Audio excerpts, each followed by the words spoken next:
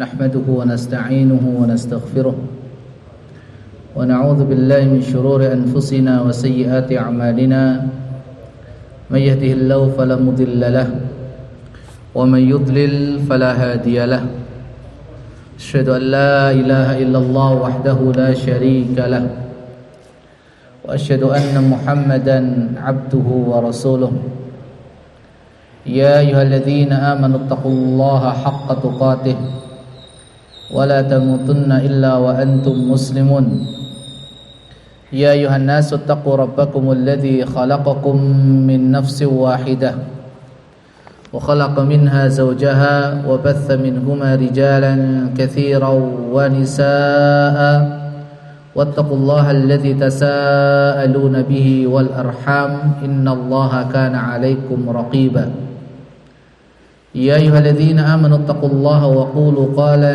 سديدا يصلح لكم أعمالكم ويغفر لكم ذنوبكم ومن يطع الله ورسوله فقد فاز فوزا عظيما أما بعد فإن أصدق الحديث كتاب الله وخير الهدى هدى محمد صلى الله عليه وعلى آله وسلم وشر الأمور محدثاتها وكل محدثة بدعة وكل بدعة ضلالة وكل ضلالة في النار.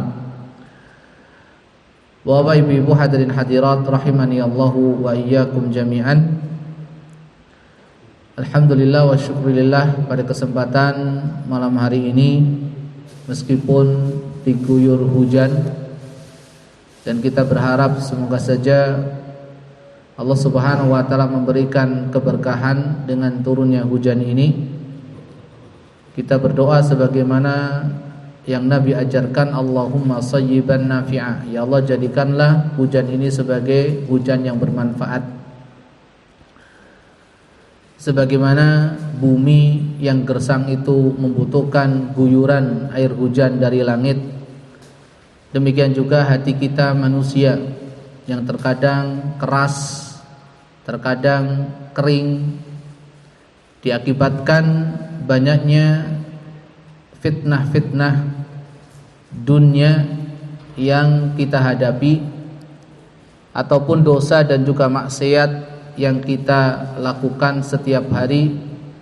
Maka butuh yang namanya guyuran air wahyu dari Allah Subhanahu wa taala, yaitu ayat-ayat Al-Quran dan juga hadis-hadis Rasulullah sallallahu alaihi wa ala alihi wasallam, yang mana itu semua hanya kita dapatkan di majlis-majlis ilmu, di tempat-tempat kajian, dan tidak akan kita dapatkan di obrolan-obrolan di pinggir jalan atau di pasar-pasar, apalagi di tempat-tempat hiburan.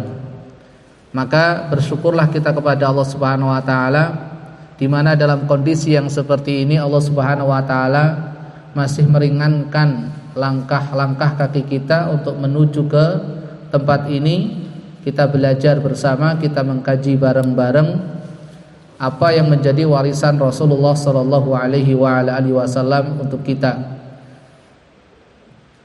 dengan harapan semoga apa yang kita bahas nanti menjadi ilmu yang bermanfaat, yang akan membasahi kembali hati kita yang mungkin gersang, menambah keimanan dan ketakwaan kita kepada Allah Subhanahu wa taala, dan tidak lupa menambah kesabaran dan keteguhan iman kita dalam menghadapi segala macam fitnah, cobaan dan ujian yang ada. Demikian juga kita semoga diberikan keistiqomahan oleh Allah Subhanahu wa taala untuk terus meniti jalan kebenaran ini yang telah Allah Subhanahu wa taala anugerahkan kepada kita selama ini.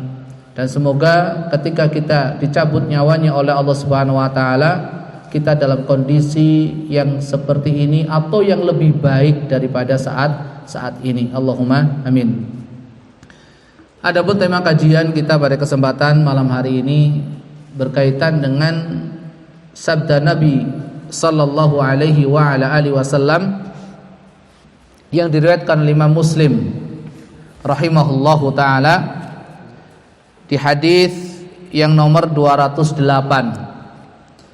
An Abi Hurairah radhiyallahu anhu 'anil Nabiy sallallahu alaihi wasallam qala bada'al Islamu ghariban wa sayaudu ghariban kama bada' fatuba lil ghuraba. Diriwayatkan dari Abu Hurairah radhiyallahu ta'ala anhu arda, dari Nabi sallallahu alaihi wa ala alihi wasallam, beliau bersabda, bada'al Islamu ghariban. Islam muncul di awal kemunculannya itu sebagai sesuatu yang gharib, sebagai sesuatu yang asing.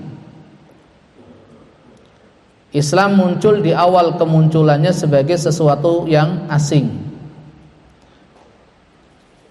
Wa sayaudu ghariban kama bada', dan akan kembali menjadi sesuatu yang asing, kama bada'a, sebagaimana kemunculannya, sebagaimana di awal kemunculannya.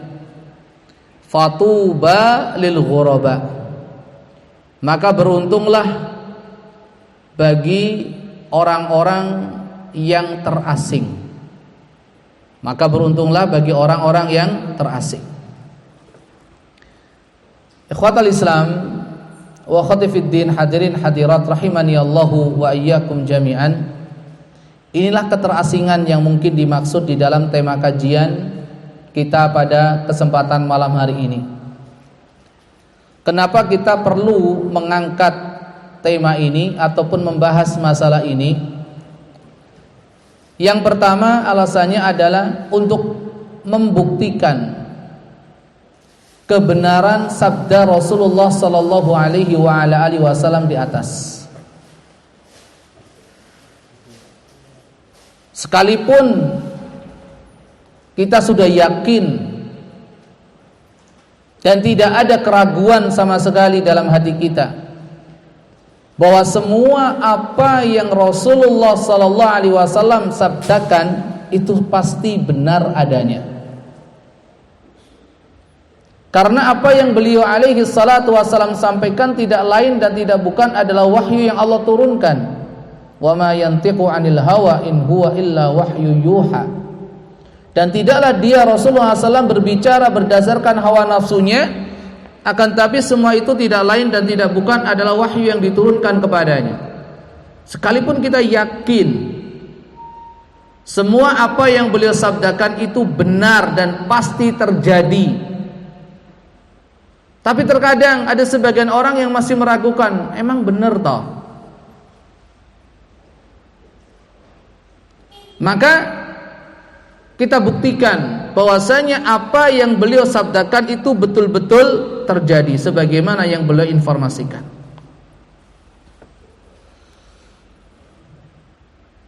Karena di awal kemunculan Islam itu dianggap sebagai suatu hal yang aneh,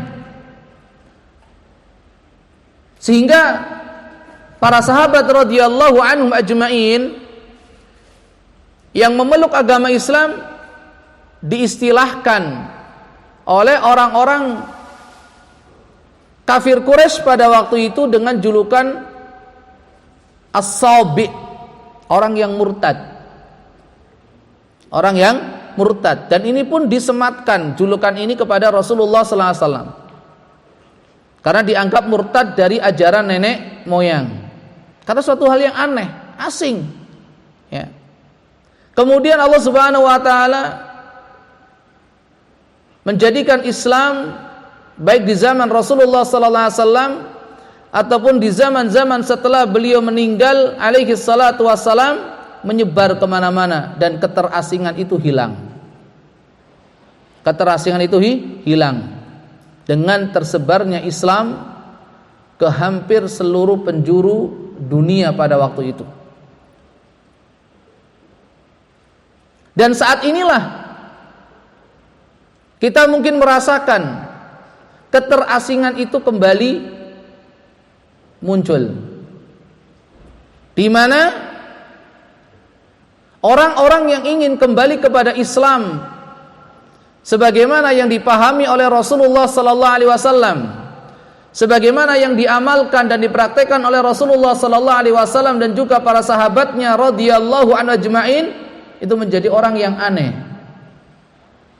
Orang yang ingin mengamalkan syariat Islam sebagaimana yang Allah turunkan, sebagaimana yang Rasulullah sallallahu alaihi wasallam ajarkan, itu menjadi orang yang asing di masyarakatnya. Mereka yang mempelajari sunnah-sunnah Nabi yang mulia alaihi salatu wassalam, yang mengamalkan sunnah-sunnah Rasulullah sallallahu alaihi wasallam, yang menegakkan dan mendakwahkan sunnah-sunnah Rasulullah sallallahu, menjadi orang yang asing di tengah-tengah negerinya sendiri, di tengah-tengah negerinya sendiri. Padahal dia jelas-jelas orang pribumi, warga asli, lahir di situ, besar di situ, menikah di tempat itu. Tapi karena apa yang diamalkan, apa yang dilakukan, apa yang dipahami itu berbeda dengan masyarakat kebanyakan, maka seolah dia sebagai seorang yang asing. Dan ini mungkin oleh sebagian kita sudah dirasakan, dianggap orang aneh, nyeleneh, dalam tanda kutip orang umumi. Nah, ini yang pertama, ya. Kemudian yang kedua, pembahasan ini atau hadis ini sebagai bukti akan adanya sunnah ilahiyah, akan adanya sunnatullah, sunnatullah, bahwasanya perjalanan segala sesuatu itu pasti akan mengalami naik turun. Itu pasti. Kadang kurvanya itu ke atas, kadang ke bawah, kadang ke atas. Itu sudah sunnatullah. Sudah menjadi sunnatullah.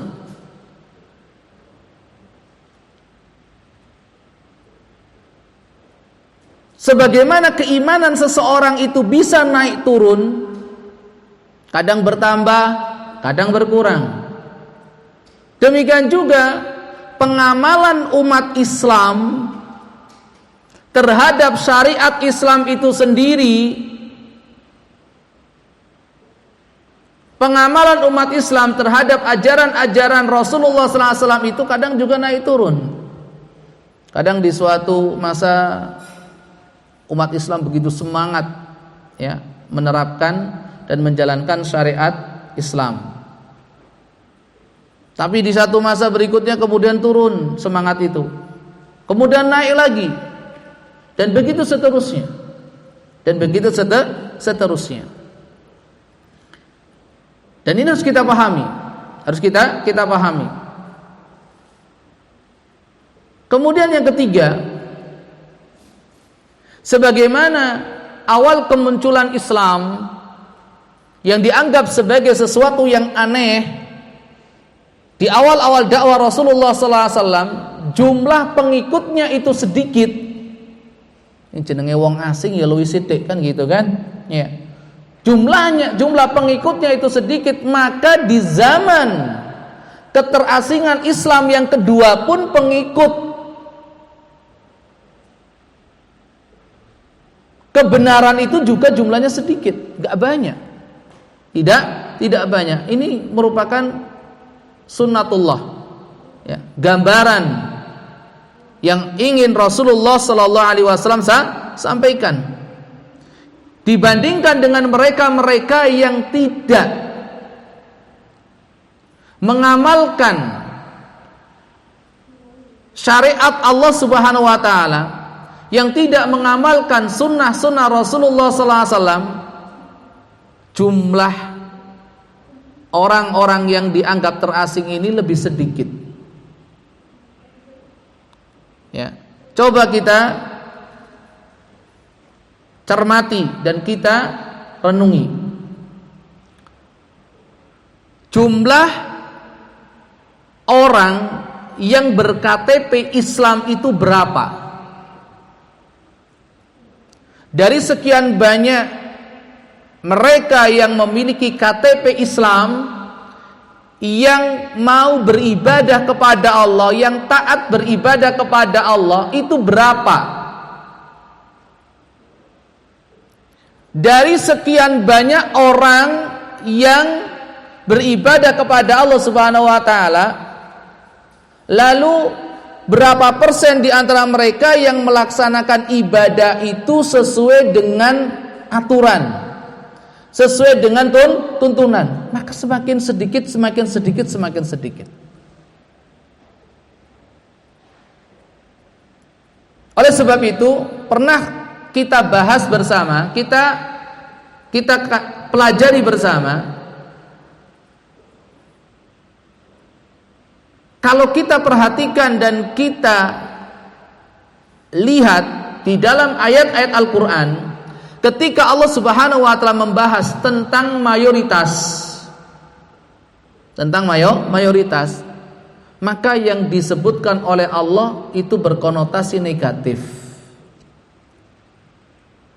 Kebanyakan mereka tidak berakal, kebanyakan mereka tidak bersyukur, kebanyakan mereka tidak beriman, kebanyakan mereka tidak memikirkan, kebanyakan mereka tidak mengetahui, dan seterusnya. Maka betul ya, apa yang disampaikan Nabi sallallahu alaihi wasallam, bagi mereka yang berpegang teguh dengan kebenaran, itu jumlah mereka sedikit. Dan Allah Subhanahu wa taala sudah menyatakan, wa in tuti' aktsara man fil ardi yudilluka an sabilillah.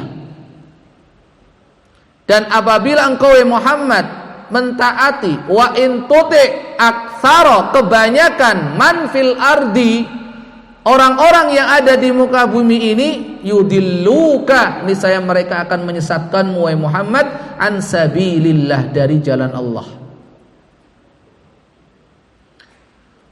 Kalau seandainya seorang muslim mengetahui hakikat ini, yang ketiga ini, maka tentunya dia akan bersabar dengan kondisi yang ada. Bersabar dengan sedikitnya kawan, dengan jumlah mereka yang kurang, harus bersabar. Satu. Yang kedua,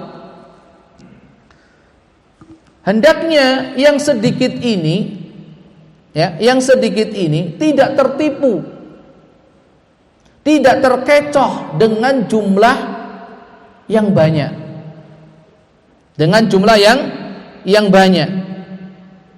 Karena apa? Karena yang banyak itu belum tentu benar. Jangan terkecoh. Yang ketiga, karena jumlahnya sedikit, masing-masing di antara kita itu saling bekerja sama, saling tolong menolong, saling bahu membahu, saling bantu membantu. Satu hal yang lucu, bapak-bapak, ibu-ibu yang dirahmati Allah Subhanahu wa taala, jumlah wisiti kok cekcok dewe. Nah, iki lho. Ini yang perlu diperbaiki. Ini yang perlu dievaluasi. Wis jumlah sithik, terasing pula di lingkungannya, kok ya padha padu dhewe. Kok ya enggak akur. Ini yang jadi masalah kita sekarang ini. Wis sithik, ora akur. Akhirnya apa? Menimbulkan kesan yang tidak baik. Wah, to ngakune bener, jebule cakar-cakaran, padu dewe-dewe. Nah, ini yang kemudian akhirnya menjadikan sebagian orang itu hobi, gak mau ngaji. Ini loh. Ini poin yang ketiga.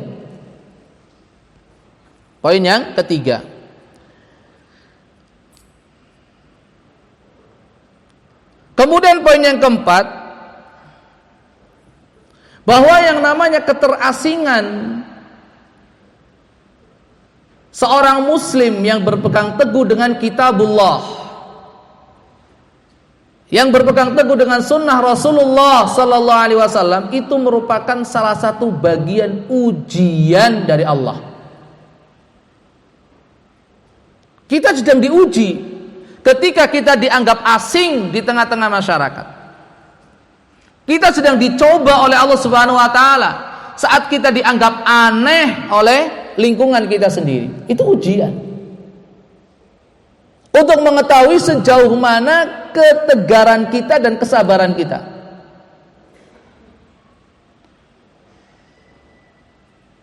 Dan Allah Subhanahu wa taala ingin memisahkan, ingin menyeleksi mana yang betul-betul ingin kembali kepada Islam yang murni, menjalankan syariat Islam yang bersumberkan kitabullah dan sunnah Rasulullah SAW, dan mana yang gak tenanan, yang gak serius, yang gak serius. Karena memang salah satu fungsi daripada ujian dan cobaan dari Allah adalah liyamizal khabitha minat thayyib, untuk membedakan mana yang tidak baik dan mana yang baik, sehingga diketahui as-sadiquna minal kadzibin atau al-kadzibina minas sadiqin, mana yang benar, yang jujur, yang tenanan, dan mana yang dusta dan bohong-bohongan. Itu saat diuji dengan keterasingan ini, diuji dengan keterasingan.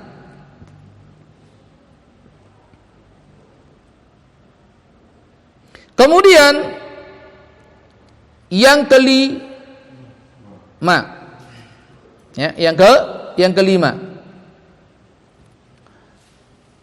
meskipun jumlah mereka sedikit, ketika mereka sabar, istiqomah di atas kebenaran ini, akan tapi Nabi Sallallahu Alaihi Wasallam memberikan kabar gembira, tuba, keberuntungan, kebahagiaan. Karena apa? Karena mereka-mereka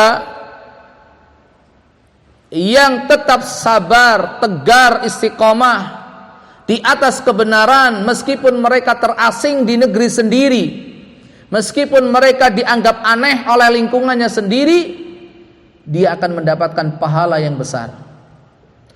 Maka dikatakan inna idhamal jaza ma'a idhamil bala. Sesungguhnya besarnya pahala itu tergantung besarnya ujian dan cobaan. Dan pernah kita sampaikan bahwasanya mereka-mereka yang berpegang teguh dengan agama Allah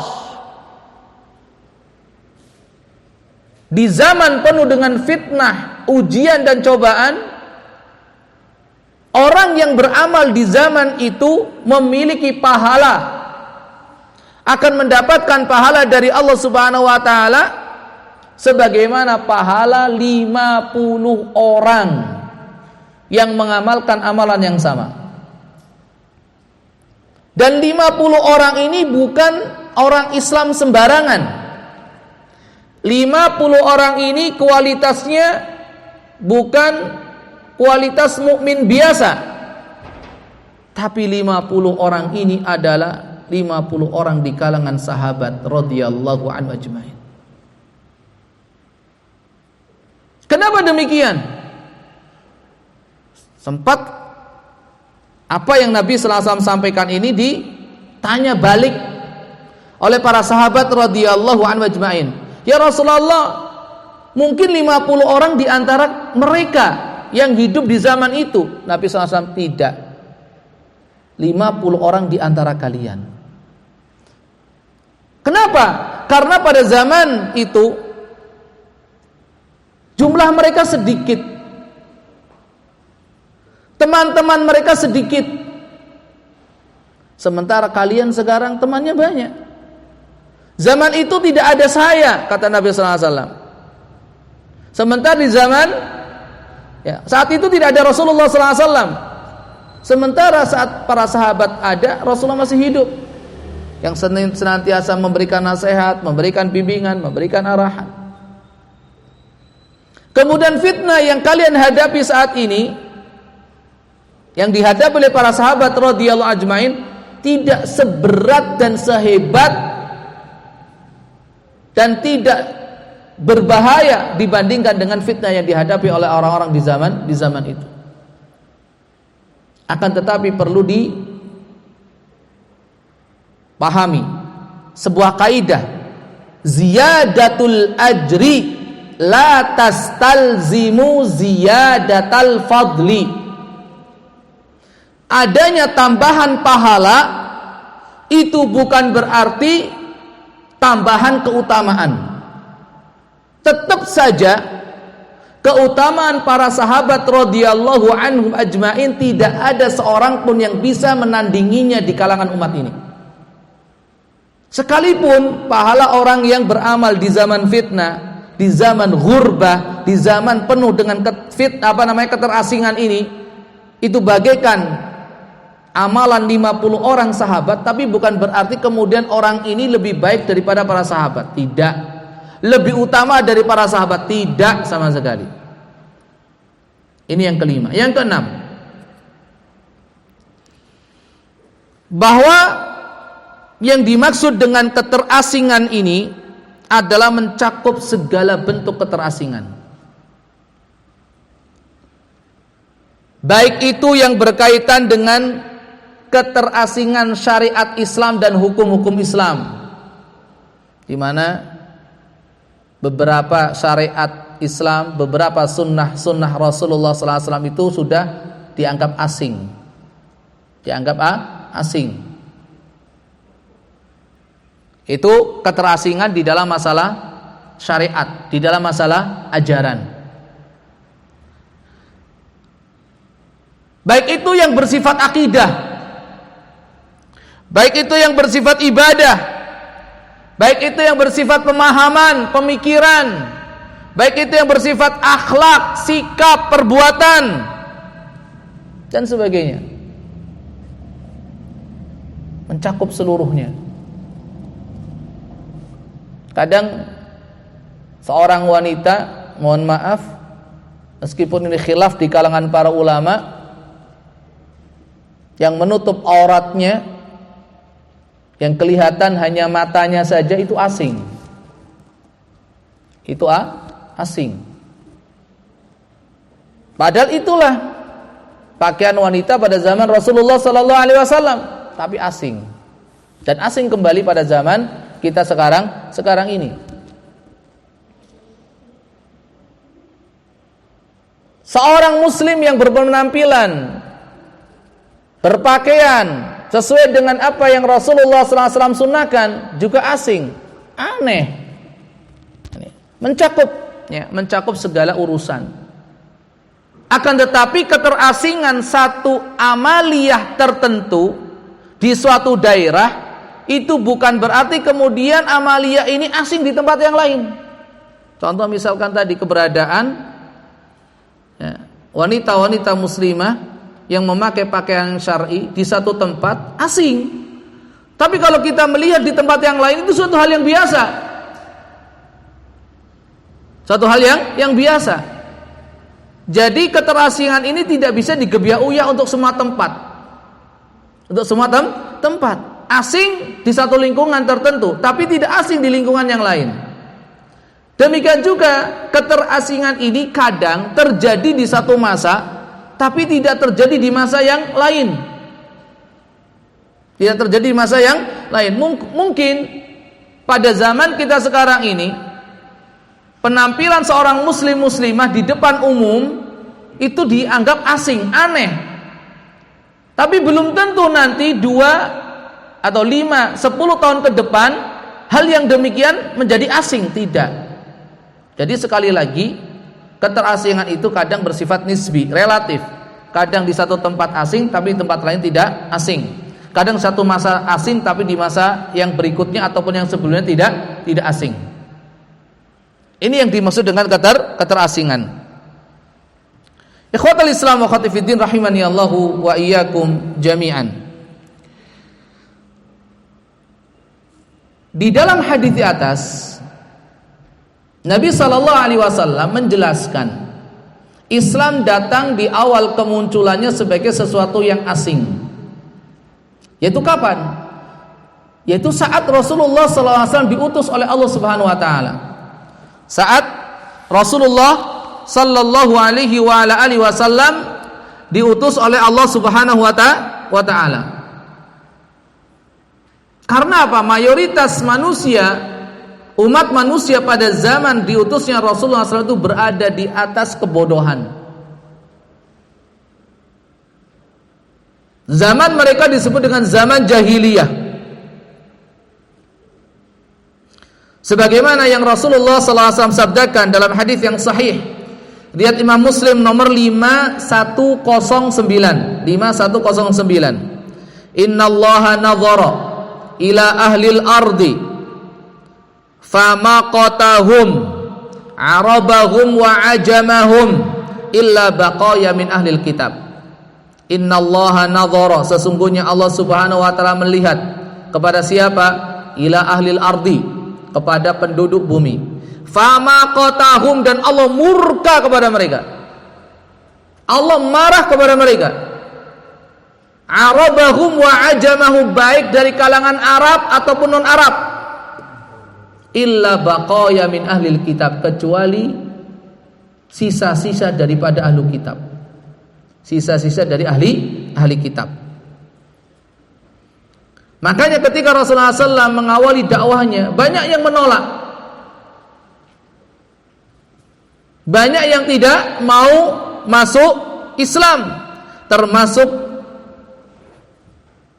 sebagian keluarga beliau alaihi salatu wassalam. Mungkin dari satu kabilah hanya 1-2 orang yang masuk Islam. Dari setiap kabilah mungkin hanya beberapa orang saja yang masuk Islam. Karena jumlah mereka sedikit, maka mereka mudah diintimidasi. Maka mereka menjadi objek kezaliman.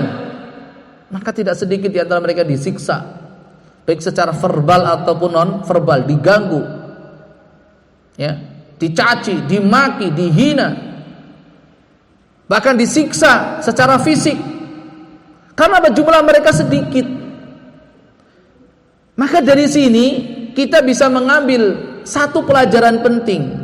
Kalau seandainya kita di masyarakat sudah dianggap sebagai orang asing, orang aneh, nyeleneh, rak ngumumi, kemudian difitnah, dituduh begini dan begitu, itu sudah sama, hampir sama dengan apa yang dialami oleh umat Islam di awal kemunculan Islam. Jangankan orang-orang seperti kita, para sahabat mulia radhiyallahu anhum ajma'in mendapatkan hal yang seperti itu. Keimanan mereka luar biasa. Jangankan para sahabat radhiyallahu ajma'in, Rasulullah sallallahu alaihi wasallam saja tidak luput. Sekali lagi, tidak luput dari cacian, dari makian, dari hinaan, dari tuduhan, dari fitnah. Nah, kita nggak boleh ngelokro, kita nggak boleh lemah, kita nggak boleh putus asa. Rasulullah kurangnya apa? Akhlaknya diakui oleh kawan dan lawan, diakui oleh mereka yang mencintai dan membenci beliau, diakui oleh mereka yang menyukai dan memusuhi beliau. Tetap saja dicaci, dimaki, dituduh, difitnah, bahkan beberapa kali ingin dibunuh. Ini, ya. Ikhwati fiddin wa akhwati fillah, azanillahu wa iyyakum jami'an. Akan tapi beliau bersama para sahabatnya sallallahu alaihi wasallam wa radhiyallahu ajma'in, mereka sabar menerima itu semua. Sampai akhirnya Allah Subhanahu wa taala, ya, memberikan pertolongan kepada Rasulullah sallallahu alaihi wasallam dan juga para sahabatnya setelah hijrah ke kota Madinah. Dari situlah tersebar ajaran Islam ke hampir seluruh penjuru dunia. Tapi ingat, masa keterasingan Islam itu akan kembali lagi. Akan kembali lagi. Keterasingan Islam dan orang-orang yang berpegang teguh dengan Islam itu akan kembali kapan? Kapan waktunya? Para ulama rahimahumullahu jami'an memberikan penjelasan, ada dua kemungkinan waktu keterasingan itu. Yang pertama adalah keterasingan yang terjadi sebelum datangnya Al-Imam Mahdi dan turunnya Nabi Isa alaihi salatu wassalam, yang ditandai dengan munculnya berbagai macam fitnah yang ada. Dan kemungkinan pertama inilah yang dikuatkan oleh kebanyakan para ulama rahimahumullah jami'an. Karena apa? Karena gambarannya hampir sama dengan keterasingan Islam di awal kemunculannya. Ketika Islam datang sebagai suatu yang asing kemudian menyebar, kemudian Islam jaya, mulia. Maka setelah keterasingan tahap yang kedua ini, Islam pun akan mengalami kejayaan, kemuliaan. Di zaman siapa? Di zaman Imam Mahdi dan Isa ibnu Maryam alaihi wassalatu wassalam. Ini waktunya ya. Tapi ada kemungkinan yang kedua menurut sebagian ulama, yaitu apa? Yaitu setelah wafatnya Nabi Isa alaihi salatu wassalam dan juga Imam Mahdi dan Imam Mahdi. Yang kemudian setelah itu tidak ada hampir di muka bumi ini orang yang mengucapkan Allah. Karena apa? Allah Subhanahu wa taala akan mengirimkan angin yang berbau harum semerbak dari arah Yaman, maka setiap mukmin yang mencium bau dari angin ini akan meninggal. Maka tidak tersisa di atas muka bumi ini kecuali orang-orang yang jahat. Dan kepada merekalah kiamat itu terjadi. Jadi kalau ditanya kapan waktu keterasingan Islam yang tahap kedua ini, yaitu sebelum turunnya Nabi Isa alaihi salatu wassalam dan sebelum kemunculan Imam Mahdi ya. Karena tadi siklusnya asing, berkembang, asing lagi, kemudian berkembang lagi, dan perkembangan kemuliaan kejayaan Islam itu sebelum akhir zaman, sebelum kiamat datang adalah pada zaman Nabi Isa dan juga Imam Mahdi alaihi wassalatu wassalam. Ini waktunya. Kemudian faktor-faktor yang menyebabkan keterasingan Islam itu atau keterasingan orang yang berpegang teguh dengan Islam di tengah-tengah lingkungannya, di tengah-tengah masyarakatnya itu apa? Karena adanya fitnah, karena munculnya berbagai macam fitnah yang begitu banyak.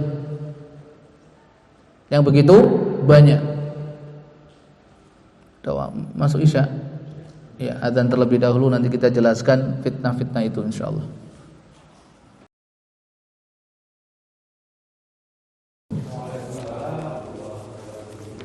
Alhamdulillah wassalatu wassalamu ala Rasulillah wa ba'd. Hadirin hadirat rahimani Allah wa yakum jami'an. Apa faktor-faktor penyebab keterasingan orang yang berpegang teguh dengan Islam di lingkungan di mana dia tinggal? Kenapa kok sesuatu itu dianggap asing dan aneh? Karena faktor munculnya berbagai macam fitnah.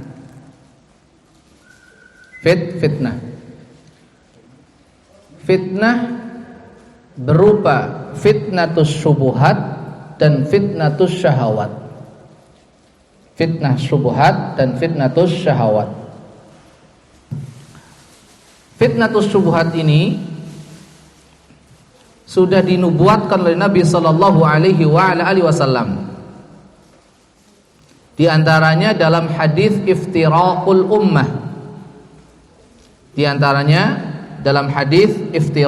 ummah. Yaitu perpecahan yang akan terjadi di kalangan umat Islam sampai 70 sekian golongan. Sehingga dari sini apa? Munculnya berbagai macam firqah, munculnya berbagai macam pemahaman, munculnya berbagai macam keyakinan, munculnya berbagai macam akidah, pemikiran. Ini namanya fitnatus syubhat. Siapakah pelakunya? Siapakah yang mencetuskannya? Nabi sallallahu alaihi wasallam dalam hadis Hudzaifah ibnul Yaman radhiyallahu ta'ala anhu sudah menyebutkan, yaitu para tokoh yang masuk dalam kategori du'atun al abwabi jahannam. Du'atun, mereka itu para dai. Artinya mereka itu paham agama, ngerti hukum Islam, ngerti hukum Islam. Du'atun, para dai, bukan profesi yang lain. Bukan profesi yang lain, tapi mereka profesinya dai. Tapi dai al abwabi jahannam, di atas pintu-pintu neraka jahannam. Ketika kalimat ini muncul dari Nabi sallallahu alaihi wasallam, sahabat Hudzaifah ibnul Yaman radhiyallahu ta'ala anhu arda pun bertanya, siapakah mereka? Sifhum lana, tolong beritahukan kepada kami siapa identitas mereka. Nabi sallallahu alaihi wasallam menjelaskan, hum min jildatina wa yatakallamuna bi alsinatina. Mereka adalah orang-orang yang dari bangsa kita sendiri, dan mereka berbicara pun dengan bahasa kita. Artinya munculnya orang-orang di kalangan kaum muslimin yang mana zahirnya mereka muslim, secara zahir mereka muslim, tapi pemikirannya, otaknya dan hatinya itu sudah jauh dari Islam, sudah jauh dari Islam. Dan Nabi sallallahu alaihi wasallam sudah menjelaskan, salah satu yang beliau khawatirkan terjadi kepada umat ini adalah munculnya satu generasi, satu kelompok yang Nabi sallallahu alaihi wasallam sebutkan dengan apa? Munafiqun alimul lisan, mujadilun bil Quran. Seorang munafik yang menampakkan dirinya muslim tapi dalamnya kufur, alimul lisan, yang pandai berbicara, yang pandai berceramah, yang pandai ngomong, dan yang diomongkan apa? Al-Quran. Yang diomongkan Al-Quran, yang diomongkan sunnah-sunnah Rasulullah SAW. Akan tetapi Al-Quran yang dibawa, sunnah-sunnah yang disampaikan itu sudah diselewengkan makna dan pemahamannya, sehingga muncul model-model tafsir yang nyeleneh, penjelasan terhadap hadis-hadis Rasulullah SAW yang aneh, yang sama sekali tidak berpatokan kepada penjelasan ahli tafsir yang terkemuka, baik di kalangan para sahabat radhiyallahu anhu ajma'in, ataupun di kalangan para tabi'in, ataupun atba'ut tabi'in rahimahumullah jami'an, ataupun ulama-ulama yang mengikuti cara mereka dalam menafsirkan Al-Quran. Zahirnya muslim, betul, namanya muslim, nama-nama Islam, ya, nama-nama Islam. Kadang spesialisasinya pun adalah ilmu-ilmu keislaman. Akan tetapi mereka, kata Nabi sallallahu alaihi wasallam, adalah du'atun ala abwabi jahannam. Du'atun ala abwabi jahannam. Mereka yang memiliki pemikiran-pemikiran liberal, pemikiran-pemikiran liberal dan yang sejenisnya. Dan lebih dipertegas lagi dalam hadis dari Imam Muslim rahimahullah taala dari Hudzaifah ibnul Yaman radhiyallahu ta'ala anhu. Ini istilah yang dipakai Nabi, bukan istilah dari para ulama rahimahumullah jami'an, bukan. Nabi SAW menjelaskan mereka du'atun ala abwabi jahannam, yang suka menebarkan fitnah. Fitnah artinya apa? Fitnah itu artinya adalah keresahan, ya, kegelisahan dengan pemikiran-pemikiran yang aneh, pemahaman-pemahaman yang nyeleneh. Itu kata Nabi SAW, mereka adalah rijalun qulubus syayatin fi juthmani ins. Ini istilah yang dipakai Nabi untuk mempertegas, memperjelas siapakah mereka, agar kita berhati-hati dan waspada terhadap orang-orang yang seperti ini. Rijalun, mereka lah para tokoh, bukan sembarang orang, mereka para tokoh. yang mungkin dijadikan sebagai panutan. Qulubuhum, hati mereka, qulubus syayatin, adalah hati-hati setan, fi juthmani ins, tapi dalam rupa manusia. Mereka yang hatinya sudah dicuci, ya, dimasuki, dirasuki dengan paham-paham sesat. Otaknya sudah dicuci dengan pemikiran-pemikiran yang nyeleneh. Ya. Ini fitnatus syubuhat. Sehingga apa? Ketika ada orang yang ingin mengamalkan Islam yang benar, maka dianggap aneh, nyeleneh. Karena umumnya seperti ini kok. Ini sebab yang pertama, fitnatus syubuhat. Di mana seseorang lebih mengedepankan hawa nafsunya. Nafsu ittiba'ul hawa, mengikuti hawa nafsu. Kemudian muncul fitnah yang kedua, yaitu fitnatus syahawat. Fitnatus syahawat, yaitu hubbud dunya, cinta terhadap dunia. Dan antara fitnatus syubuhat dan fitnatus syahawat biasanya itu saling berkaitan erat. Karena kemunculan orang-orang yang memiliki pemikiran yang tidak benar, paham yang tidak benar, itu biasanya orientasinya mereka dunia, entah itu jabatan, kedudukan, ataupun harta kekayaan. Karena itu Nabi sallallahu alaihi wasallam dalam hadis yang diriwayatkan oleh Imam Al-Bukhari rahimahullah taala dari sahabat Amr ibnu Auf radhiyallahu anhu warda, menyatakan, wallahi mal faqru akhsha alaikum, demi Allah bukan kefakiran yang aku khawatirkan atas kalian, walakin akhsha alaikum an tubsata alaikumud dunya kama busitat ala man kana qablakum fatanafasuha kama tanafasuha fatuhlikakum kama ahlakatkum. Tapi yang aku khawatirkan atas kalian adalah terbentangnya dunia, dihamparkannya dunia di hadapan kalian, sebagaimana dunia telah dihamparkan di hadapan orang-orang sebelum kalian. Lalu mereka berlomba-lomba untuk mendapatkannya, lalu kalian akan berlomba-lomba mendapatkannya sebagaimana mereka telah berlomba-lomba mendapatkannya. Maka dunia akan menghancurkan kalian sebagaimana dunia telah menghancurkan mereka. Ini. Dan Nabi sallallahu alaihi wasallam menggabungkan dua fitnah ini, fitnatus syubuhat dan fitnatus syahawat, dalam sebuah sabdanya, hadis dari Imam Ahmad rahimahullah taala dengan sanad yang sahih dari Abu Barzah Al-Aslami,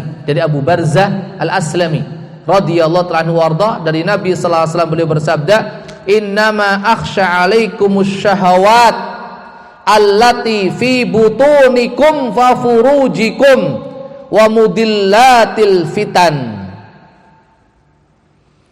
Sesungguhnya yang aku khawatirkan atas kalian adalah syahwat yang berkaitan dengan perut dan kemaluan kalian.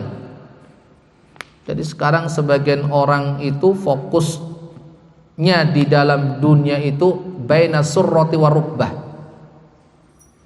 antara perut ya sampai lutut. Sehingga seseorang mencari apapun dari dunia ini orientasinya dua hal itu. Untuk makan, minum, dan untuk urusan perut dan urusan yang ada di bawah perut. Nah, itulah aurat seorang laki-laki kan gitu ya. Aurat laki-laki baina surah wa rukbah. Ini. Orientasinya itu sudah. Cari duit, cari harta, yaitu untuk memuaskan dua itu. Nafsu perut dan nafsu di bawah perut sudah. Ini. Kemudian yang kedua itu fitnatus syahwat. Kemudian yang kedua mudillatil fitan, dan fitnah-fitnah yang menyesatkan. Pemikiran-pemikiran, pemahaman-pemahaman ya, yang menyesatkan. Ini fitnatus syubuhat. Akan tetapi di balik ya, fitnah-fitnah tersebut, ujian-ujian yang begitu hebat tersebut, masih ada orang-orang yang berpegang teguh dengan sunnah-sunnah Rasulullah sallallahu alaihi wasallam, yang berpegang teguh dengan ajaran Islam sebagaimana yang Allah turunkan dan sebagaimana yang Rasulullah sallallahu alaihi wasallam ajarkan. Karena Nabi sallallahu alaihi wasallam berjanji tidak akan pernah kosong, ya, tidak akan pernah kosong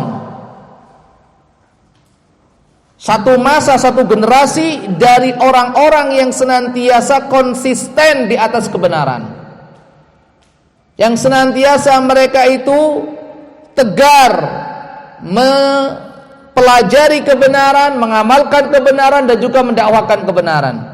Nabi sallallahu alaihi wasallam bersabda dalam hadis riwayat Imam Muslim rahimahullahu taala, la tazalu ta'ifatun min ummati zahirina 'alal haqq la yadurruhum man khadhalahum wa aw khalafahum hatta ya'tiya amrullah wa hum 'ala dzalik. La tazal, akan senantiasa ada, akan senantiasa ada, ta'ifatun min ummati, satu golongan di antara umatku, satu golongan, satu kelompok di antara umatku, zahirina 'alal haq, yang senantiasa menegakkan kebenaran.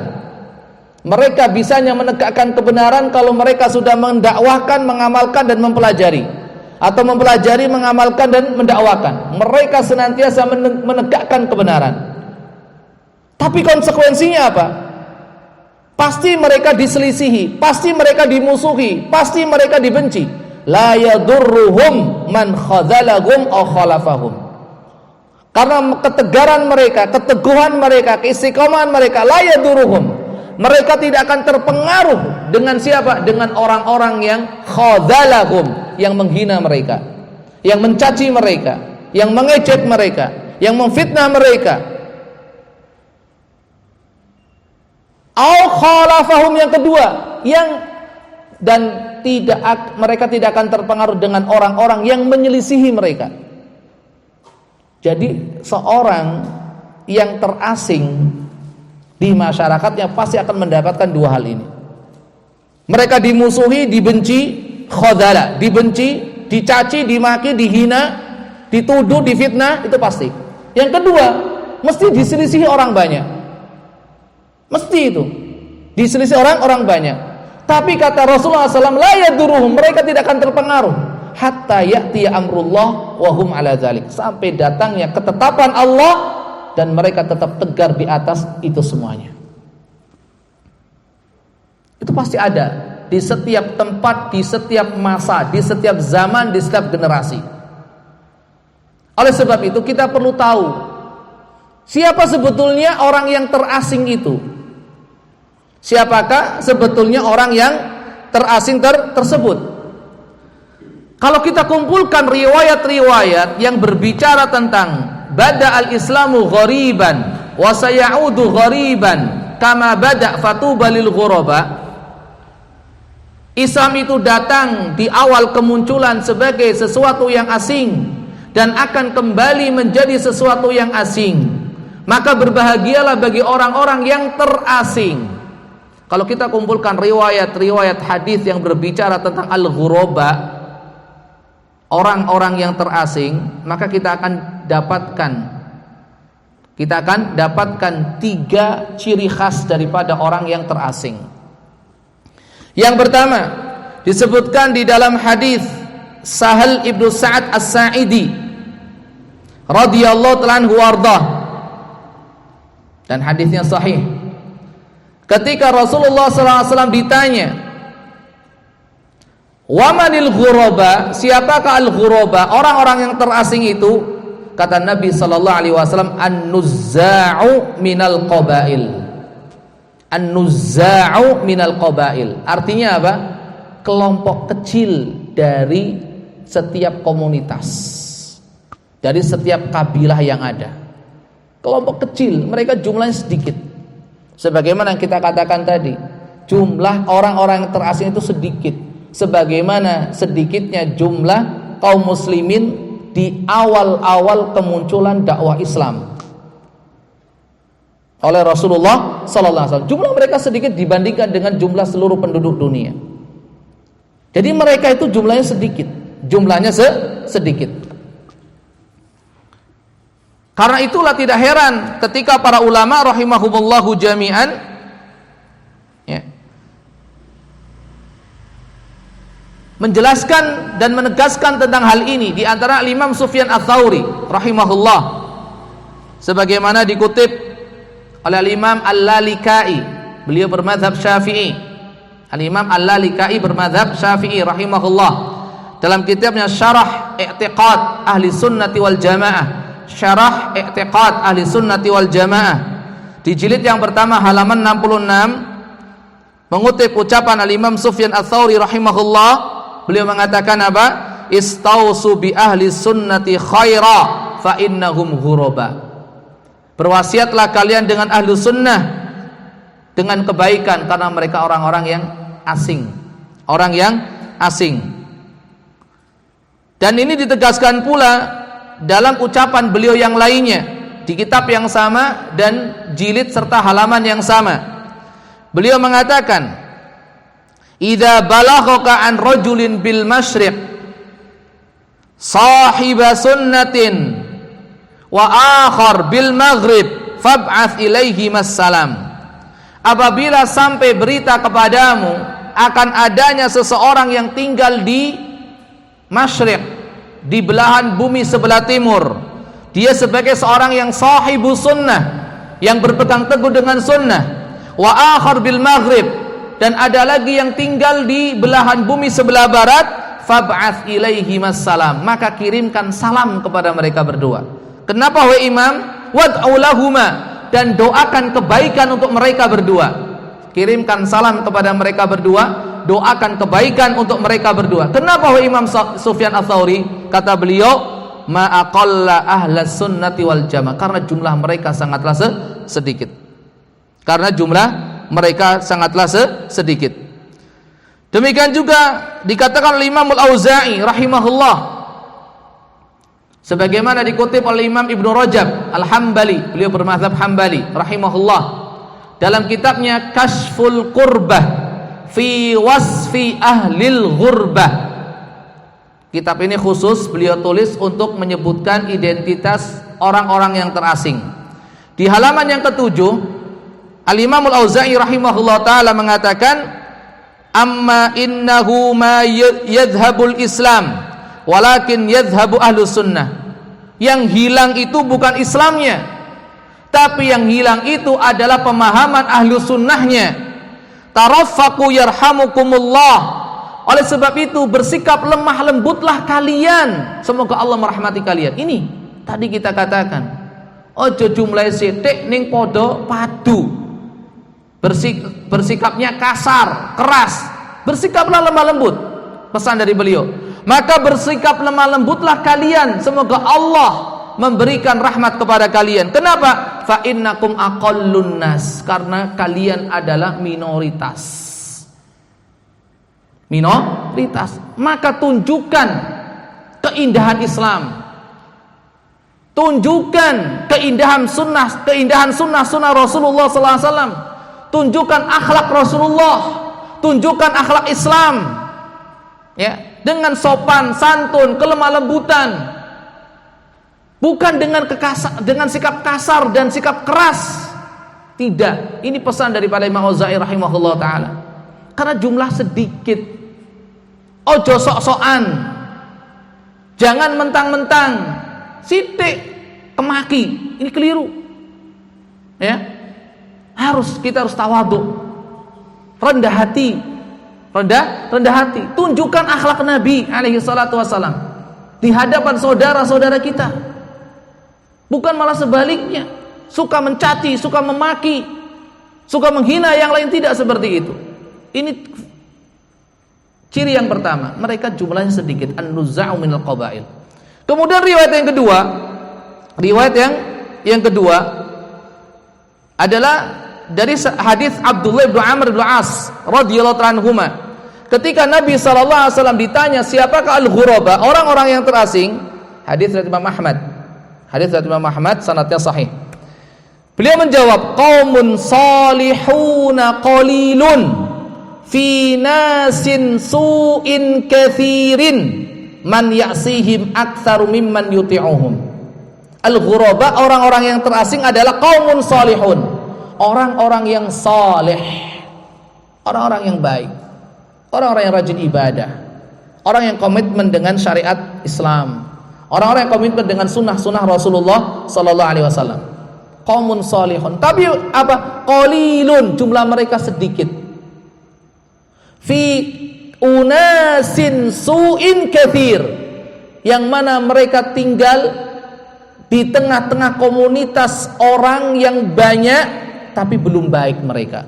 Unasin su, manusia-manusia yang belum baik, dan jumlah mereka katsir, banyak. Man yuti'u man ya'sihim aktsaru mimman yuti'uhum. Orang yang berbeda dengan mereka, orang yang menyelisihi mereka, orang yang tidak ikut dengan mereka, itu lebih banyak daripada orang yang ikut dengan mereka. Mulanya kita lihat ya, di beberapa tempat orang yang ngaji itu lebih sedikit daripada orang yang enggak ngaji. Ya. Orang yang ngaji itu lebih sedikit daripada orang yang enggak ngaji.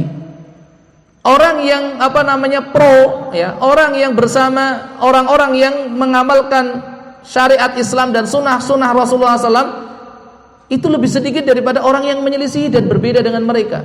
Ini sudah sunnatullah sudah. Tapi ciri yang kedua, mereka orang-orang yang saleh, orang-orang yang baik, orang-orang yang baik. Dan ini ditegaskan pula di dalam hadis yang sahih dari Sahal bin Sa'ad As-Sa'idi radhiyallahu ta'ala warda. Ketika Rasulullah SAW ditanya, siapakah al-ghuraba? Alladzina yasluhun idza fasadan nas. Alladzina yasluhun idza fasadan nas, yaitu orang-orang yang saleh, yang berusaha untuk mensalihkan dirinya sendiri ketika melihat banyaknya kerusakan yang dilakukan oleh manusia. Artinya ketika manusia itu berbuat rusak, berbuat maksiat, berbuat dosa, mereka nggak mau ikut-ikutan. Mereka berusaha untuk memperbaiki dirinya, mensalihkan dirinya saat kerusakan itu melanda, saat kemaksiatan dan kemungkaran itu dilakukan oleh kebanyakan manusia. Dan ini tentu butuh kesabaran yang luar biasa. Itu nomor 2. Ciri nomor 2. Ciri nomor 3 disebutkan dalam kitab As-Sunan Al-Waridah. As-Sunan Al-Waridah, sunnah-sunnah yang membahas tentang apa? Fil fitani wal malahim, yang membahas tentang berbagai macam fitnah. Ya. Karangan Al-Imam Abu Amr Ad-Dani, Abu Amr Ad-Dani rahimahullah, dan juga yang lainnya, sanadnya sahih. Ketika ditanya oleh para sahabat radhiyallahu anhu ajma'in, siapakah al-ghuraba? Rasulullah sallallahu alaihi wasallam menjawab, alladzina yuslihun idza fasadan nas. Alladzina yuslihun idza fasadan nas. Orang-orang yang berbuat islah. Artinya kalau yang kedua tadi mereka berusaha mensolehkan diri mereka sendiri. Tapi yang ketiga ini mereka berusaha untuk mensolehkan orang lain. Berusaha untuk mensolehkan orang lain. Untuk yang kedua tadi, mereka berusaha mensolihkan diri sendiri dengan 2 hal, dengan ilmu dan amal, dengan ilmu dan ibadah. Maka mereka berusaha untuk rajin ngaji, datang ke majelis-majelis ilmu, belajar agama, duduk mendengarkan tausiah, nasihat-nasihat para ulama, para asatidzah, para kiai, para guru. Setelah itu apa? Dia amalkan untuk mensolihkan dirinya sendiri. Tapi yang ketiga ini, ciri yang ketiga, mereka berusaha selain mensolihkan diri sendiri, mereka juga ingin mensolihkan orang-orang yang ada di sekitarnya. Dengan cara apa? Dengan cara dakwah. Dengan mendakwahkan. Dengan cara memberikan nasihat dan peringatan kepada orang-orang yang ada di sekitarnya. Tentunya dengan sopan, dengan santun, dengan bijak. dengan tutur kata yang enak untuk didengar. Apa yang perlu mereka perbaiki dari kerusakan-kerusakan yang dibuat oleh umat manusia? Ditegaskan lagi dalam hadis yang lain dari Katsir ibni Abdillah al-Muzani. Katsir ibni Abdillah al-Muzani, dari bapaknya, dari kakeknya. Hanya saja hadis ini lemah. Sekali lagi, hadisnya lemah. Tapi sebagai hanya sekedar kita sebutkan untuk mempertegas saja, mempertegas tentang upaya islah, yaitu upaya perbaikan yang dilakukan oleh al-ghuraba, orang-orang yang terasing ini. Rasulullah SAW ketika ditanya siapa al-ghuraba, alladzina yuslihuna ma afsadan nasu ba'di min sunnati, yaitu mereka-mereka yang berusaha untuk mensalehkan diri sendiri dan orang lain, untuk memperbaiki kondisi manusia dari kerusakan-kerusakan yang mereka lakukan, yang manusia lakukan dengan merusak sunnahku, meninggalkan sunnahku. Yang dirusak apa? Ajaran Rasulullah. Sesuatu yang bukan dari ajaran Rasulullah dianggap sebagai ajaran Rasulullah, dimasuk-masukin. Ini. Oleh sebab itu al-ghuraba, mereka adalah orang-orang yang aktif, bukan orang yang pasif. Selain berusaha untuk mensalehkan diri sendiri, dia berusaha untuk mensalehkan orang-orang yang ada di sekitarnya. Ini 3 ciri al-ghuraba berdasarkan hadis-hadis Nabi yang mulia alaihi salatu wassalam. Bagi orang yang merasa terasing, jangan sedih, karena orang-orang yang terasing itu mendapatkan keistimewaan yang luar biasa. Maka dari itu Nabi yang mulia alaihi salatu wassalam menyatakan fatuba lil ghuraba. Fatuba lil ghuraba. Apa keutamaan orang-orang yang terasing? Orang yang terasing itu utama, bukan hina. Orang yang terasing itu akan bahagia sesuai dengan doa Nabi yang mulia, fatuba, dan semoga kebahagiaan untuk orang-orang yang terasing. Dan doa Nabi tidak mungkin salah. Doa Nabi nggak mungkin tertolak oleh Allah Subhanahu wa taala. Doa Nabi mustajab. Fatuba, dan semoga kebahagiaan menimpa orang-orang yang al-ghuraba, yang terasing. Maka kita nggak boleh sedih. Kita nggak boleh minder. Kita harus percaya diri, yakin bahwasanya apa yang kita pahami, apa yang kita yakini itu sebuah kebenaran. Kita harus istiqomah, harus tegar, harus tabah. Karena Rasulullah SAW memberikan sebuah tuba. Tuba itu, kata para ulama, memiliki 2 makna. Makna yang pertama adalah kebahagiaan. Kebahagiaan, nek basa Jawa niki bejo kemayangan. Ya, bejo kemayangan. Kemudian makna yang kedua, tuba itu adalah salah satu pohon yang ada di surga, yang begitu besar dan rimbun daunnya, yang saking besarnya untuk melewati rimbunnya dedaunan pohon tuba tersebut, itu harus melakukan perjalanan sekian tahun lamanya. Saking besarnya itu pohon tuba. Keberuntungan apa yang akan didapatkan oleh orang-orang yang terasing di akhir zaman? Di akhir zaman, di tengah-tengah masyarakatnya, di tengah-tengah lingkungannya, kita ambilkan beberapa hadis dari Nabi sallallahu alaihi wasallam. Hadis yang pertama.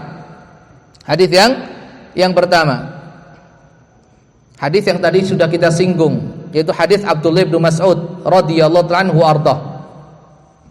Riwayat Al-Imam At-Tabrani dalam kitabnya Al-Mu'jamul Kabir. Al-Mu'jamul Kabir di hadis nomor 10394. 10394 sanadnya sahih. Dari Abdullah bin Mas'ud radhiyallahu anhu arda, anna Nabiy sallallahu alaihi wasallam qaal, bahwasanya Nabi sallallahu alaihi wasallam bersabda, inna min waraikum ayyamas sabr, sesungguhnya akan datang setelah kalian hari-hari yang menuntut kesabaran bagi orang yang memegang Islam yang benar. Menuntut kesabaran bagi orang-orang yang memegang Islam dengan benar.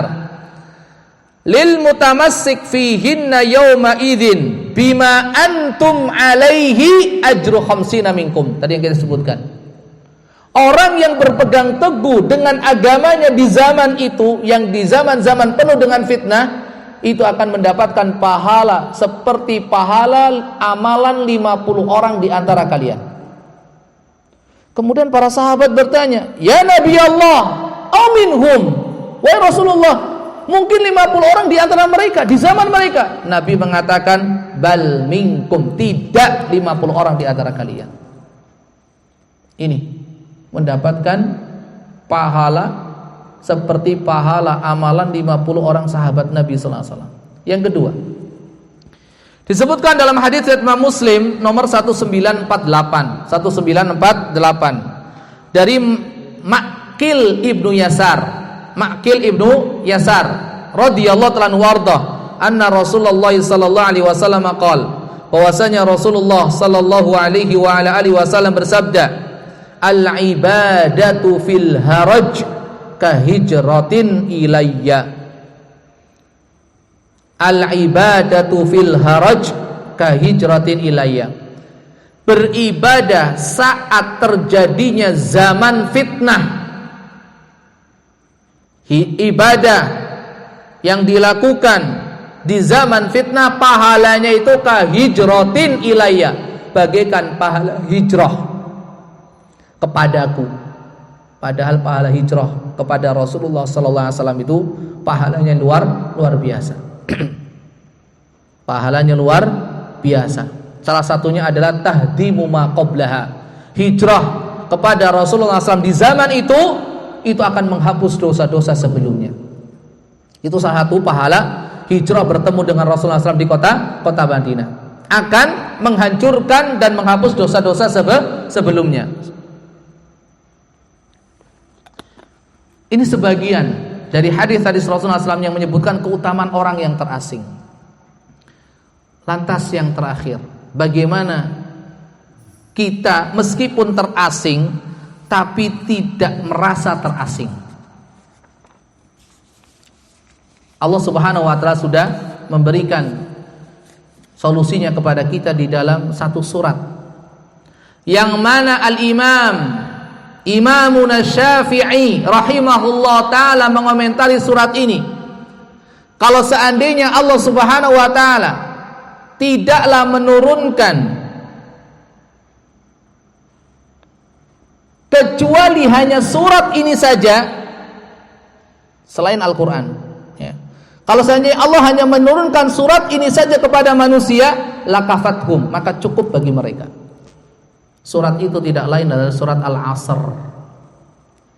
Wal 'asr innal insana lafi khusr illa alladhina amanu wa 'amilus shalihat wa tawasaw bil haqqi wa tawasaw bis sabr. Agar kita tidak merasa terasing meskipun kita dianggap asing, ya. Meskipun memang status kita itu adalah terasing di tengah-tengah masyarakat, maka lakukan 4 hal yang disebutkan Allah di dalam surah Al-Asr. Yang pertama al-ilm, illal ladzina amanu, itu al-ilm. Ayo biar kita tidak merasa lemah, terus belajar. Karena itu adalah nutrisi bagi kita. Kalau kita sudah merasa terasing di satu lingkungan tertentu, kok enggak gelem ngaji, rak gelem sinau, ambruk sudah mesti. Gugur sudah. Gugur. Kita enggak akan bisa tegar untuk itu. Ilmu. Yang kedua, wa amilus shalihat, beramal. Amalkan ilmu yang kita pelajari sedikit demi sedikit. Ya. Kemudian yang ketiga, watawasaw bil haq, dakwahkan, ajarkan ilmu sedikit yang kita dapatkan dan sudah kita amalkan kepada orang lain, ajarkan kepada orang lain. Kemudian yang keempat, bersikaplah sabar. Kemudian yang kelima, kita lihat Allah Subhanahu wa taala menggunakan kata jamak di sini.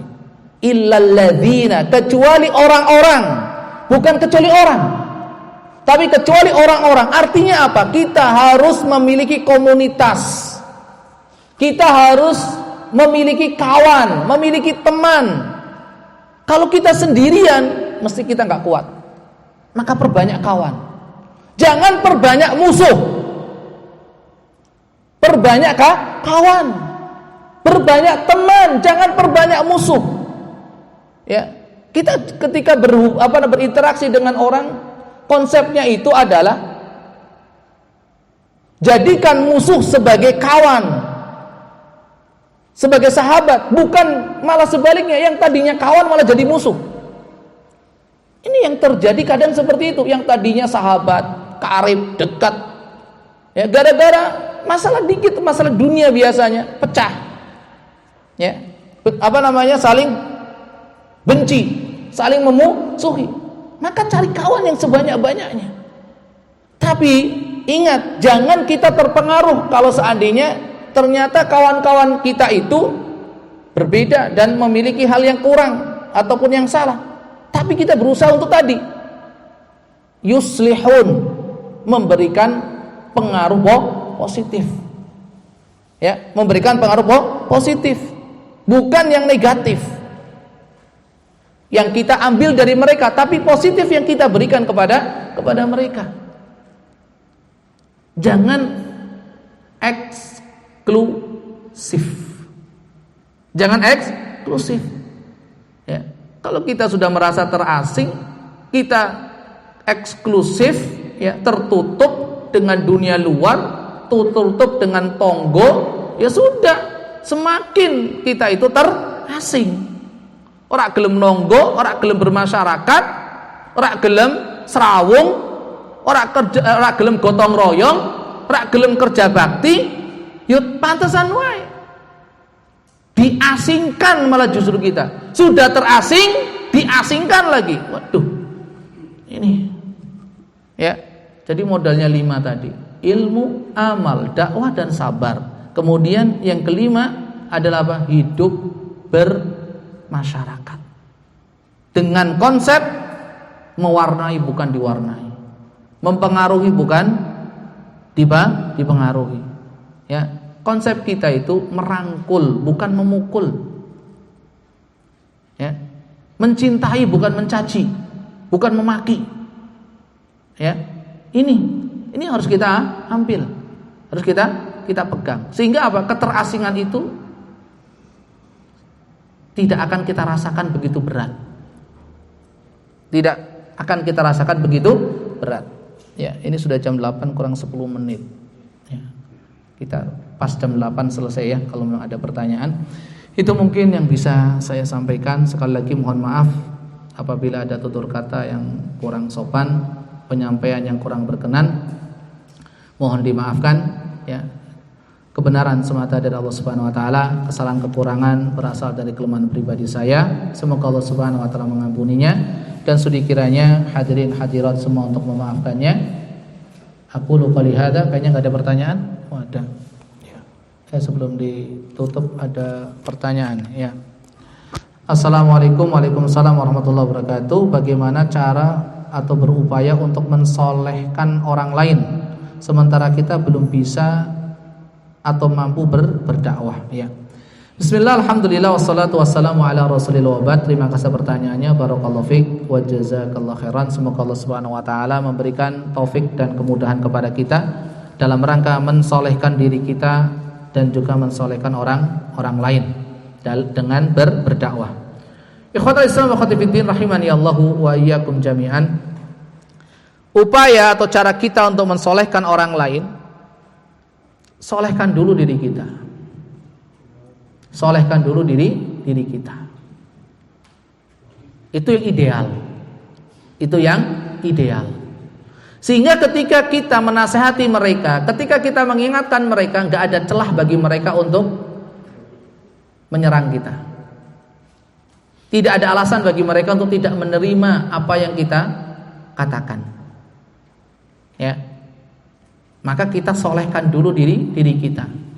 Maka sosok para nabi dan rasul alaihi wassalatu wassalam adalah mereka manusia-manusia pilihan dari segala sisi, dari segala segi, sehingga celaan, hinaan yang diarahkan kepada mereka alaihi wassalatu wassalam adalah celaan yang diada-adakan, yang mengada-ada, gak ada bukti nyata, sehingga kadang aneh-aneh ya, masa dianggap sebagai dukun ya. Seorang nabi dikatakan sebagai dukun, seorang yang gila, padahal jelas-jelas ngomongnya juga cetok, waras, dikatakan orang gila, kan gitu kan? Artinya aneh-aneh. Karena apa? Ketika seseorang gak mampu untuk mencari celah menyerang kita, maka akan menfitnah, itu pasti. Itu akan menfitnah, pasti. Ya, ini nggak mungkin nggak. Mereka pasti akan menggunakan tuduhan palsu. Tuduhan dusta, keji, itu pasti. Udah, ini dua yang akan dipakai. Maka solihkan diri kita terlebih dahulu, semampu kita. Itu idealnya. Tapi bukan berarti kemudian orang yang belum soleh gak boleh mengingatkan orang lain. Lawang Al-Imam Ahmad rahimahullahu ta'ala, salah satu ya yang menyebabkan beliau tegar, istiqomah, berpegang teguh dengan manhaj Ahlus Sunnati wal Jamaah, ya, mempertahankan pendapat beliau untuk mempertahankan akidah Ahlus Sunnati wal Jamaah pada masa itu, yang menasihati siapa? Seorang penjahat di penjara. Karena kan Imam Ahmad rahimahullah ta'ala di penjara gara-gara mempertahankan akidah Ahlussunnati wal Jamaah di masa 3 rezim sekaligus. Ya, Al-Ma'mun pertama, Al-Mu'tasim dan Al-Wathiq. Ya, di kalangan para khalifah pemimpin pada zaman Daulah Abbasiyah. Beliau baru dibebaskan dari penjara dan juga dibebaskan untuk berdakwah dan berfatwa, ya, memberikan kajian-kajian hadis pada zaman Khalifah Al-Mutawakkil Billah. Al-Mutawakkil Billah baru itu. Dan saat di penjara, beliau itu rahimahullah taala dinasihati oleh seorang penjahat, seorang pencuri. Wah Imam Ahmad, kami itu bisa sabar menghadapi ini semua padahal kami di dalam kemaksiatan kepada Allah. Maka bersabarlah Anda sementara Anda berada di jalan Allah Subhanahu wa taala. Masyaallah. Ya. Jadi belum tentu nasihat itu berasal dari orang yang lebih baik daripada kita. Bisa jadi dari orang yang tidak, mungkin ya banyak dosanya, banyak maksiatnya. Tapi sekali lagi, modal kita di dalam berdakwah mensolehkan diri kita. Ya. Yang kedua, berdasarkan ilmu. Ya, kita harus punya ilmu untuk berdakwah. Biar ketika menyampaikan sesuatu ada dalilnya, ada rujukannya, baik itu firman Allah ataupun hadis-hadis Rasulullah Sallallahu Alaihi Wasallam ataupun ucapan para ulama, biar nggak ngawur. Ya, harus punya ilmu dakwah itu. Karena itu Allah Subhanahu Wa Taala berfirman kepada Rasulullah SAW di akhir surat Yusuf, ud'u ila qul hadhihi sabili. Katakanlah Muhammad, hadhihi sabil, ini jalanku. Ad'u ila Allah, yang mana aku berdakwah, mengajak manusia untuk menyembah Allah Subhanahu Wa Taala ala basiratin, di atas basirah, di atas ilmu, di atas ilmu yang diperlukan bagi seorang yang ingin berdakwah dalam rangka mensolehkan orang lain, dengan izin Allah, dengan hidayah Allah Subhanahu Wa Taala. Jangan kita lupa ini adalah satu, ilmu syar'i, ilmu tentang Al-Quran dan Sunnah Rasulullah Sallallahu Alaihi Wasallam, al-ulum asy-syar'iyyah. Ilmu yang kedua adalah ilmu tentang metode cara berdakwah. Dan itu sudah dijelaskan oleh Allah Subhanahu wa taala di dalam salah satu ayatnya, ud'u ila sabili rabbika, ajaklah mereka ke jalan Tuhanmu dengan cara apa? Bil hikmah, dengan hikmah, dengan bijak. Hikmah itu apa? Hikmah itu adalah wad'u syai' fi mahallihi, menempatkan sesuatu pada tempat itu hikmah. Pas. Pokoknya kalau hikmah itu pas. Pas bahasanya, pas caranya, pas waktunya, pas tempatnya, pas momennya. Itu hikmah. Hikmah itu cara gampang itu terjadi pas sudah. Wal mau'izatil hasanah, atau dengan nasihat mau'izah yang baik. Wajadilhum billati hiya ahsan. Kalaupun harus jadilhum, berdebat dengan mereka, tapi ingat Allah menunjukkan cara debat billati hiya ahsan, dengan cara yang terbaik, bukan cara yang baik, cara yang terbaik, billati hiya ahsan. Kalaupun harus diskusi, harus adu argumentasi, gunakan cara yang terbaik. Dan ini yang menjadi catatan penting bagi kita. Kadang kita emosi, wis ora gelem ya wis karepmu. Ini bukan billati hiya ahsan. Dasar wis dikandani bola-bali ora nggugu-nggugu. Ini bukan billati hiya ahsan. Ya. Ini dengan cara yang terbaik. Jadi yang kedua, ilmu cara menyampaikan. Yang ketiga, ilmu tentang kondisi objek dakwah kita. Ya. Ya. Ini siapa mereka? Tentunya kita mendakwahi orang tua kita berbeda dengan kita mendakwahi anak kita. Kita mendakwahi seorang pemimpin, ya, atau seorang pemuka masyarakat, pemuka agama, berbeda dengan kita mendakwahi masyarakat biasa. Kita mendakwahi orang yang sudah memiliki pengikut yang banyak, jamaah yang banyak, berbeda dengan kita mendakwahi jamaahnya, kan beda, gitu loh. Ini harus kita pahami, ya. Ini perlu ilmu sosiologi, ya, ilmu sosiologi, dan ini yang kurang kadang, sehingga kadang sebagian orang asal dakwah pokoknya, asal dakwah, tapi nggak lihat audiennya siapa, kebiasaan masyarakat di situ seperti apa, ya, kehidupan sosialnya bagaimana, siapakah mereka, latar belakangnya apa. Ini yang kurang pada juru-juru dakwah Islam. Padahal ini adalah materi yang harus dikuasai oleh juru-juru dakwah di luar sana, yang di luar Islam, ya. Mereka begitu mendalami dan menghayati dakwah, ya, dakwah yang mereka emban untuk mengajak orang mengikuti keyakinan mereka. Ini 3 ilmu yang harus dibutuhkan, ya, 3 ilmu yang harus dibutuhkan. Ilmu syar'i itu modal yang utama. Yang kedua adalah ilmu cara, metode dakwah. Yang ketiga ilmu tentang audien dakwah. Ini penting, ya, penting. Jadi bagaimana caranya itu tadi, ya, kita solehkan dulu kalau semampu kita, kemudian kita bekali dengan ilmu. Yang ketiga, kita bekali dengan kesabaran. Karena orang yang berdakwah itu pasti akan mendapatkan gangguan. Maka dari itu di dalam ayat tadi, wal asri watawassaw bil haq, saling berwasiat kepada kebenaran, lalu diiringi apa?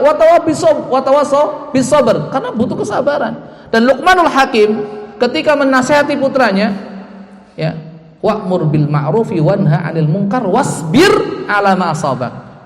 Perintahkan yang ma'ruf, cegah yang mungkar, tapi kamu harus sabar dengan apa yang akan bakal menimpamu. Itu pasti, ya, kesabaran itu penting. Itu paling tidak 3 itu yang kita butuhkan, ya, kita butuhkan. Mesti banyak sekali cara mensolehkan ataupun mendakwahkan orang lain. Dan yang paling penting sebetulnya bukan dakwah melalui ceramah seperti ini, bukan melalui omongan, bukan melalui nasihat, bukan melalui pengajian, tapi yang paling penting adalah dakwah dengan hal. Ad-da'watu bil hal, dakwah dengan bukti nyata keseharian melalui akhlak, sikap dan perbuatan kita. Itu paling mengena, dan itulah yang dilakukan oleh para dai yang masuk ke bumi Nusantara. Banyak orang yang masuk Islam gara-gara melihat luhurnya budi pekerti yang dimiliki oleh kaum muslimin yang datang ke bumi pertiwi ini, yang datang ke Nusantara ini, karena tertarik dengan akhlaknya, tertarik dengan sopan santunnya, tertarik dengan empatinya, dengan jiwa sosialnya. Kan seperti itu, sehingga mereka kok apik men yo. Ada orang sakit dijenguk, ada orang kelaparan dikasih makan, ada orang yang membutuhkan bantuan dibantu, ketemu orang senyum, sapa, salam, akhirnya tertarik, gitu loh. Ini yang penting. Kadang sebagian orang, ya, suwe-suwe ngaji kok malah ora karo tangga ora kenal, ketemu wong ora sapa waruh, ora salam. Lah ajaran Islam endi iki kaya ngene iki? Rasulullah enggak pernah ngajarin yang kayak gini. Ya, Rasulullah nggak pernah ngajarin yang seperti ini. Ini perlu diperhatikan. Maka dakwah sekarang yang paling penting dakwah bil hal, dengan bukti nyata, dengan contoh, ya, di masyarakat, sehingga orang sudah nggak antipati lagi. Oh, sepeh ngaji, ninduk, wae, disapa assalamualaikum, atau ada orang krungu, ya memang jebule sampelan headset, kadang gitu kan. Allah Ta'ala alam bisawab. Ini sudah jam 8 lebih 1 menit. Semoga apa yang kita bahas, apa yang kita kaji ya, bermanfaat khususnya untuk saya pribadi dan umumnya untuk jamaah sekalian. Sekali lagi mohon maaf apabila ada tutur kata yang kurang sopan, penyampaian yang kurang berkenan. Akhirul kalam, subhanallah bihamdika asyhadu an la ilaha illa anta astaghfiruka wa atubu ilaik. Assalamualaikum warahmatullahi wabarakatuh.